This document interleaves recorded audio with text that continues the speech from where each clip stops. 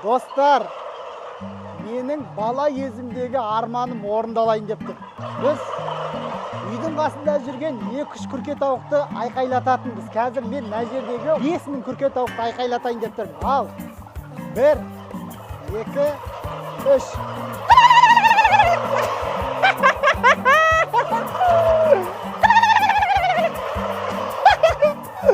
Біз бала кезімізде бірыңғай осылай істейтін. Өгіз енді бір 4-5 күркетауық жүретін еді. 5000 күркетауық тағы да бір еді.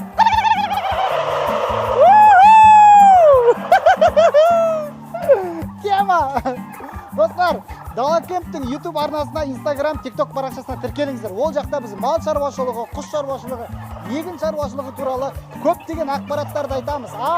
Алдағы уақытта мінекей мынау әдемі құстар туралы да бізде шығарылым болады. Міндетті түрде кіріңіздер, тіркеліңіздер, жазылыңыздар, комментарий жазыңыздар. Ал соңында тағы да бір рет хормен. Сау болыңыздар достар.